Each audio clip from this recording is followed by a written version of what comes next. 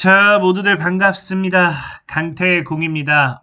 제가 캠이 고장나서 한 3일, 2, 3일 정도는 이렇게 캠 없이 방송하더라도 이해 부탁드리도록 할게요.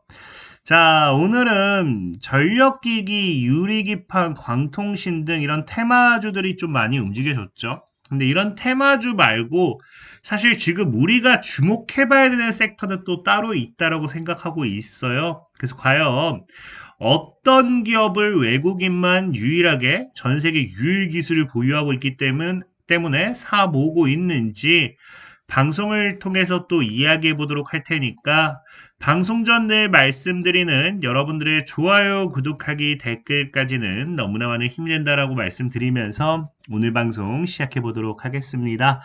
자, 일단은 뭐 시장의 분위기가 봤을 때는 여러분들이 전력기기, 유리기판, 광통신 이런 테마주들을 사 모을 확률이 굉장히 높아요. 뭐 사실 틀린 말은 아닙니다. 근데 중요한 거는 지금 이런 종목보다도 다른 섹터를 봐야 된다 생각하는 게 지금 시장의 분위기를 보면은 그렇게 느껴져요. 오늘 코스피가 말도 안 되는 급반등 5% 정도의 상승이 나와주죠. 자, 그리고 코스닥은 오히려 상승을 하지 못합니다. 근데 중요한 거는 오늘 시장의 이 코스피의 상승을 누가 주도했느냐? 전체 코스피가 다 같이 올라갔느냐 아니냐를 본다라고 하면은 그게 아니에요. 올라간 게 아니란 거예요. 실질적으로 지금 보다시피 오히려 삼성전자도 반등이 나왔다라고 하지만 SK하이닉스 혼자서 갑자기 급반등하면서 만들어낸 말도 안 되는 시장의 상승이죠. 그래서 SK하이닉스가 만들어낸 우리의 진짜 7000P를 만들어내는 게 아니었나 생각을 해보는 거고, 그리고 중요한 거는 그래요. SK하이닉스도 11%, 12% 올라가고 삼성전자도 올라왔기 때문에 이게 굉장히 우리나라 증시에 긍정적이다라고 생각하면은 분명히 도움이 됐다라고 하면은 긍정적이다 생각할 수 있거든요. 근데 중요한 건 뭐냐? 지금 시장 지도를 보면 알겠지만 오히려 상승 종목보다 뭐다? 하락 종목이 더 많다라는 거예요. 그러니까 사실 시장이 정말로 좋았기 때문에 올라간 게 아니라 그냥 삼성전자, SK하이닉스 이런 전기전자 섹터 대장주들이 올라가면서 얘네들이 수급을 다 그냥 빨아제끼고 오히려 다른 섹터들은 조정이 더 많이 나왔다라는 거죠. 그러니까 시장이 절대적으로 좋은 게 아니라는 거예요. 특히나 그럼 이 SK하이닉스가 지금 시장에 강하게 올라갔던 이유가 있느냐? 그걸 또 봤을 때 SK하이닉스의 상승의 이유도 없습니다. 이유도 없고 굳이 SK하이닉스가 왜 올라갔느냐를 이야기한다라고 하면은 뭐다? 현재 뉴욕 증시가 S&P 500도 그렇고 나스닥도 그렇고 지금 신고가를 만들죠. 뭐 때문에? AI 훈풍에 의해서 사상 최고치를 만들다 보니까 여기에서 이 HBM의 수요도 이런 것들이 당연히 따라오기 시작하고요. 그러니까 이런 기대감으로 뉴욕 증시의 사상 최고가에 대한 기대감으로 올라간 게 뭐다? 그냥 지금 이 삼성전자 SK하이닉스라는 거예요. 심지어 최근에는 이제 인텔 같은 경우도 얘기했죠. 26년 만에 과거 이제 닷컴 버블 고점대를 처음으로 뚫어내면서 반등이 나왔는데 이 당시에 이 반등 역시도 AI 수요의 반도체 슈퍼사이클이 다시 돌아올 거다라는 기대감으로 인텔이 진짜 $100를 돌파했어요.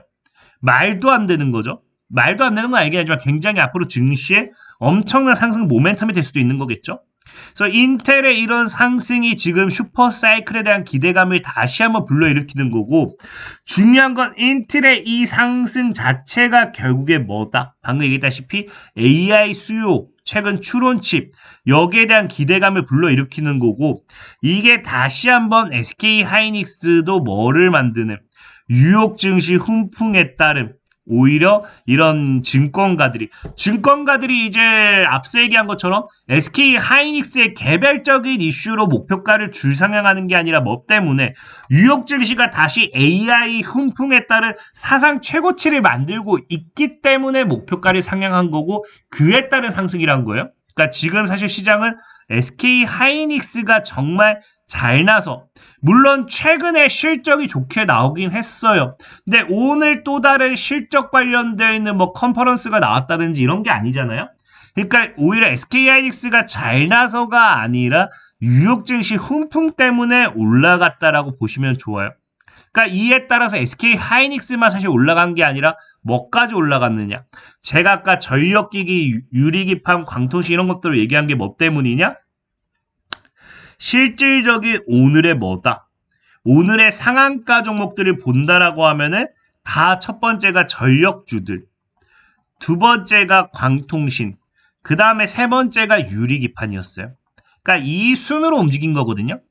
그러니까 얘네들도 사실 따지고 보면 엄청난 모멘텀이라기보다는 그냥 AI 시대에 있어서 전력 부족 현상, 그 다음에 최근에 이제 AI 시대에서 광통신 인프라 확대, 그 다음에 이제 앞으로 다가올 부분에 있어서 유리기판 모멘텀들, 이런 것들이 사실은 따라왔다라는 거죠. 따라왔다는 거. 그래서 실질적으로서 지금 시장은 결국에는 현재 뭐를 보고 있느냐? SK 하이닉스만 보고 있는 게 아니라 미국 증시의 상승을 바라보고 있다라고 보시는 게 좋아요. 좋고. 그래서 지금 현재 오늘 같은 경우도 그래서 지금 전력주들 움직여주고 그 다음에 이제 전력주들 외적으로 사실 이런 보면 알겠지만 광통신 관련 섹터들 오이솔루션도 오늘 장중에 급등이 나와주고 대한강통신도 올라가주고. 근데 중요한 게 사실 이 전력기기보다도 광통신 섹터가 사실은 더 중요했던 게 뭐냐고 하면은 대한강통신의 차트를 보면 알겠지만 뭐 일단 반등이 나올 만한 자리긴 했어요. 전에 있던 고점대를 뚫어주고 눌렸다가 살짝 한번 이탈 나온 척하고 기술적 지켜주고 반등. 굉장히 괜찮죠. 근데 사실 오늘 상한가 떴던 것들의 대다수의 종목들이 전력기기이긴 하지만 사실상 보면은 대한광통신이 오히려 이렇게 올랐다가 무너지고 반등 주는 이런 애들이 더 중요하다는 거죠. 왜? 여기서 상한가 나오는 거랑 이미 5000% 올랐던 애가 조정 주고 다시 반등하는 건 다른 거예요. 더 많은 자금과 힘이 필요하기 때문에. 그래서 사실 시장은 이런 광통신 섹터들이 더 강했다라고 보시면 좋은데 제가 아까도 앞에 썸네일에 얘기했죠. 뭐라 얘기했습니까? 이런 유리기판이라든지 전력기기, 광통신 말고 다른 걸 보면 좋다. 그걸 제가 왜 얘기했냐고 하면은 오늘 사실 대한광통신이 올라간 이유가 광통신 때문이다라고 보기는 어렵기 때문이에요. 왜? 대한광통신의 상승이 오늘은 사실 뭘 때문에 연결 인프라라는 부분. 이제 앞으로 AI 시장이 계속해서 확대가 되잖아요. 그러다 보니까 기존에는 GPU 성능이 더 중요했다라고 하면은 이제는 뭐다? 이런 이 연결되는 인프라에 있어서 GPU보다는 CPU가 더 필요하고 그에 따라서 광통신 기술이 더 빠르게 더 많이 필요로 한다라는 그런 내용 때문에 사실은 대한광통신이 오늘 상승했다고 볼 수 있거든요. 그럼 결국에는 GPU 성능 자체보다는 서버 간 데이터에 따른 CPU를 이야기한다는 건 결국에 뭐예요? 제가 최근에 계속 얘기했던 시장이 추론 시장을 보기 시작했다는 겁니다. 추론 시장. 그래서 사실상 오늘도 뭐다? 이 추론형 시장이 매월 2배씩 성장하고 있기 때문에 이런 데이터 센터에 대한 반사이익, 인프라 기업들이 반사이익을 받는 거고요. 그래서 실제로 사실 지금 시장에서 급등하고 있는 인텔도 추론 시장에 따른 반사이익이고 SK하이닉스도 추론 시장에 대한 반사이익이다. 근데 SK하이닉스, 인텔뿐만 아니라 유리기판이라든지 전력기기 자체도 추론형 시장에 따른 반사이익 기업이거든요. 그러니까 사실 오늘 시장은 결국에는 AI 이 훈풍에 따른 반사이익이었다고 하지만 제가 보는 관점은 결국에 추론과 엮이느냐 안 엮이느냐 이 관점에서 관련 수혜주들이 크게 올라갔다라 보고 있어요. 그냥 AI 훈풍 때문이다라 엮기에는 분명히 AI 반사이익이 엮였음에도 못 올라갔던 기업들이 있거든요. 그래서 분명한 건 저는 시장에서 오늘 추론형 시장이 형성됐다. 추론형 관련주들이 급등했다. 이런 뉴스가 나온 건 없지만 사실 따지고 하나하나 분석해 봤을 때는 추론형 시장 때문이다라고 저는 판단한다라고 좀 생각해 보시면 좋을 것 같아요. 그래서 실질적인 이런 광통신 관련 섹터들도 과거부터 이제 이슈가 됐던 거는 결국에 엔비디아라는 기업이 투자를 하고 실리콘 포토닉스에 대한 이런 지분 투자, 이런 투자 이야기가 나오면서 모멘텀을 받았던 것도 맞지만 결국에 여기서 광통신도 뭐 때문에 추론하기 위해서 실제로 AI가 제대로 학습하고 추론하기 위해서는 연산 속도가 그만큼 빨라야 되고 이런 부분에 있어서 광통신이 필수였던 부분인 거죠. 그래서 지금 저는 여러분한테 얘기하는 게 AI 섹터들이 아무런 이슈가 없는 것처럼 올라가는 것처럼 시장을 형성하고 있지만 추론형 시장, 미래의 추론에 대한 기술 이런 것들이 깔려 있다라는 걸 부정하시면 안 된다라는 거예요. 그래서 지금 결국에 그럼 우리가 무엇을 볼 것이냐? 이 추론형 시장에서 그래서 전 여러분들이 봤으면 좋겠는 게 이런 광통신 섹터라든지 아니면 제가 계속해서 했던 이런 전력기기 섹터라든지 이런 애들이 이미 너무 많이 올랐어요. 유리기판도 최근에 소개시켜드려 5, 60%씩 올랐어. 너무 많이 올랐거든요. 그래서 지금 여러분들이 봐야 되는 건 추론은 MPU를 봐야 돼요. 추론은 GPU에서 뭐로 넘어가는 시장? MPU로 넘어가는 시장. 그래서 우리는 이제는 이 추론형 관련되어 있는 반사핵수에 사실 제가 딱 놓고 말하면은 기업으로 얘기했을 때 리벨리온이랑 퓨리오사 AI 이 두 개가 대장입니다. 근데 이 두 기업은 비상장 기업이에요.